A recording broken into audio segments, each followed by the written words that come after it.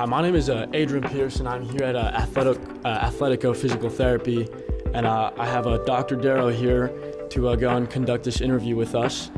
He's going to answer a few questions. He is a DPT here in Phoenix, Arizona, and he's going to answer a few questions for people who might want to get into the profession or even go into grad school to get into it. So thank you very much, Dr. Darrow. No problem. Appreciate it. So first question we're going to start here with you, Dr. Darrow, is so what in your life motivated you to pursue a DPT, and now that you're in the profession, what things do you like and not like about it, honestly? Well, growing up I played a lot of sports, which resulted in a lot of injuries, so Right. got to experience physical therapy from the other side and really helped me get back to playing and doing what I love doing. So getting to help people do things that they want to get back to doing is really kind of Right, yeah, the joy rehab for me. side of it. Right, exactly. And what sports did you play, if you don't mind me asking? Soccer, baseball, basketball, and hockey. Oh, no way. I'm a big soccer guy. Love it. Awesome, yeah. So, and I'm sure you went down through the undergrad to the grad school side of it, and you know the ins and outs of the education part of physical therapy, and I notice a lot of students tend to late bloom in school and find their passion a little bit late. And I want to ask you, what advice for students who are trying to mark their academic, quote-unquote, comebacks, I guess you could say? What advice would you give them to kind of get where you are if somebody's struggling in school, or if they tend to find themselves like at a roadblock trying to achieve a DPT? I mean, that's tough. I did athletic training first, and then I worked as an athletic trainer for about 10 years, and then went back to physical therapy school. Right. It's never too late. That's a tough one. Yeah. I mean, it's going to be a tough road going back to school after you've taken a break, but relearning how to study, getting into a good routine. I treated it like a full-time job. Right. Clocked in at a certain time, clocked out at a certain point, made sure I covered everything. Had a really good study group that really helped kind of push me, Yeah. and we pushed each other, so that was cool. Oh, so you would advise kind of gathering with people and kind of putting heads together? Yeah. Definitely. It definitely helps you kind of explain things to them, and then they explain it a different way too, so you're kind of covering all your bases that way. Right. Teaching is the best way to learn, after all. Alrighty, doctor. Well, let's move on to the next question.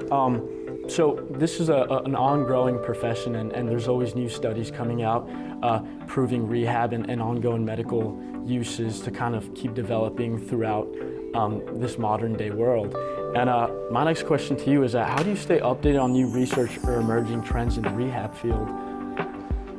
The nice thing is we're required to do about 20 hours of continuing ed every recertification period, which is 2 years. Right. The nice thing about working for Athletico is a lot of it's paid for, or they support us in kind of growing as clinicians, which really helps. Right.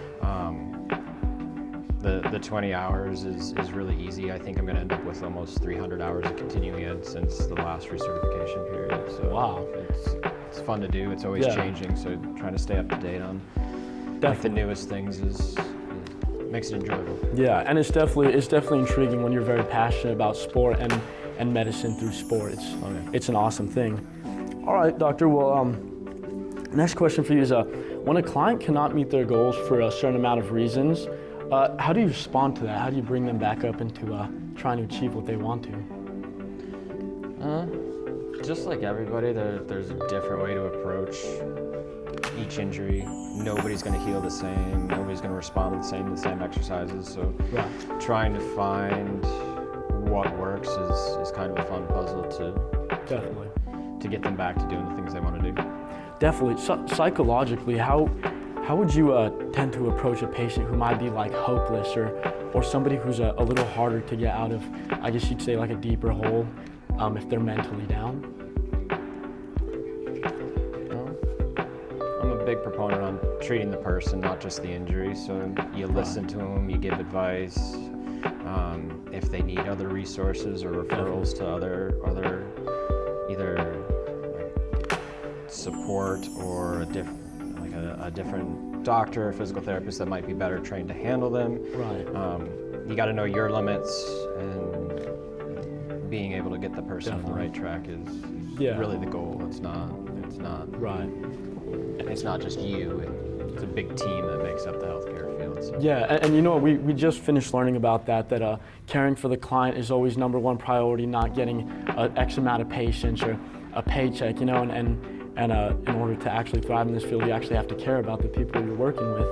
So I'm actually really happy you said that, because that's something we're applying right now, learning not to be selfish and refer to other scopes or practices.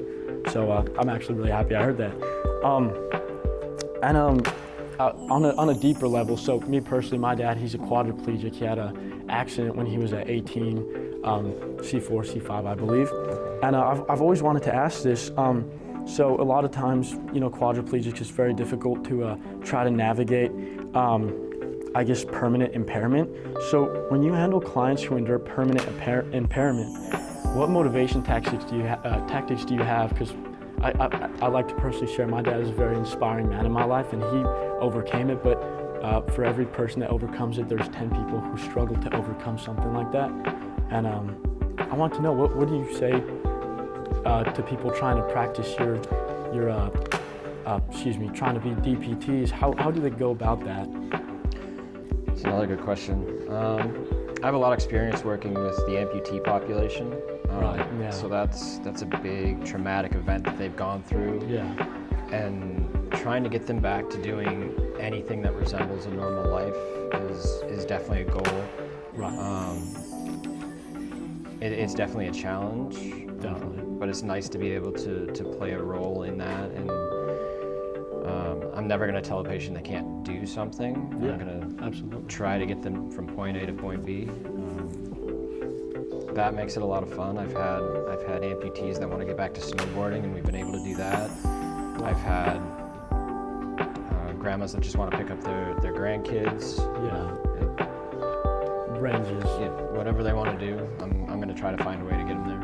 Yeah, that's awesome. Yeah, and that's what I love about this field is learning to better people's way of lives. And growing up, my dad, he's had all these gadgets, and seeing the man he is today, he truly is my hero, because he's overcome a lot. So that's awesome that he's been able to overcome that. That's a tough position to be put in. Absolutely, I agree, and well, good omen to the people who do endure that.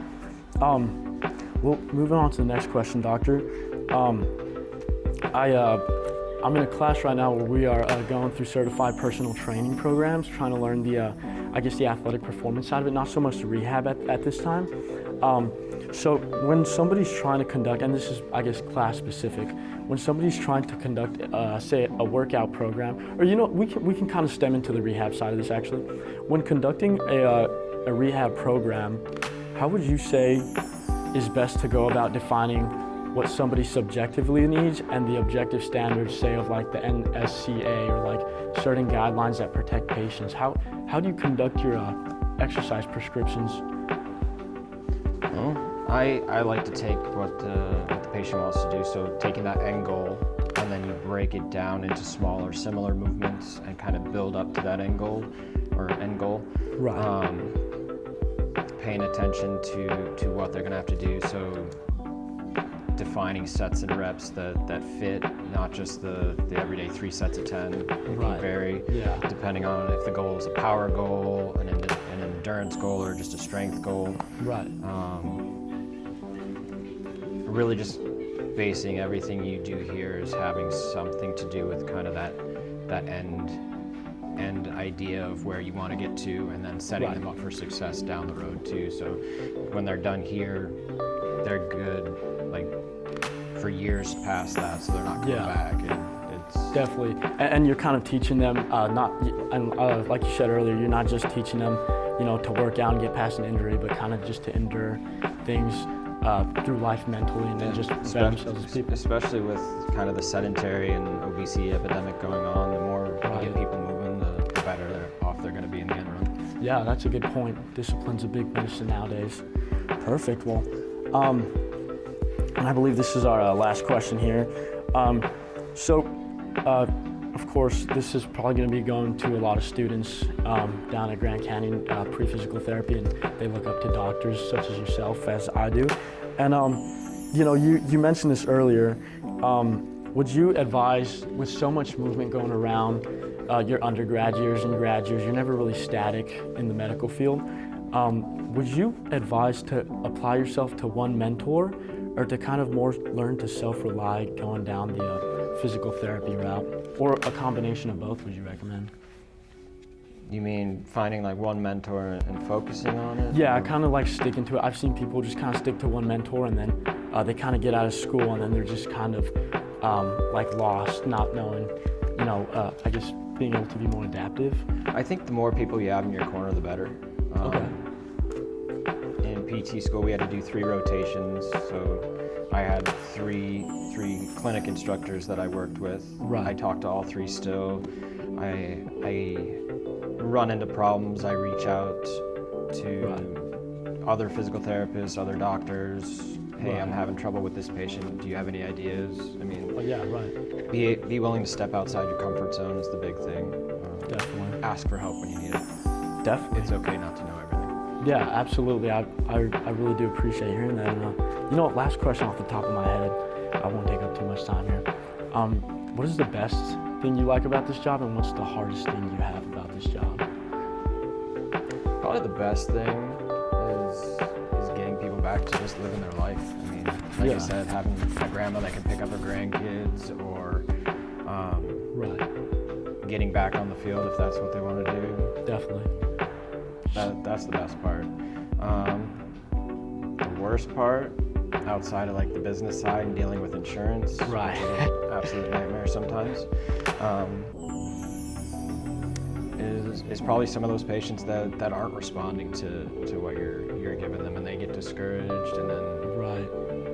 Just it's tough because you want to help everybody, but sometimes you need to know, okay, it's outside my scope. I need to point you in the right direction or get you the help you need. So. right, definitely. Yeah, of course we reflect on how our patients are doing, and the better the patient, the better we feel. Yeah, we've been very lucky here that Yeah. most of like probably 90 to 95% of our outcomes are positive. So Yeah.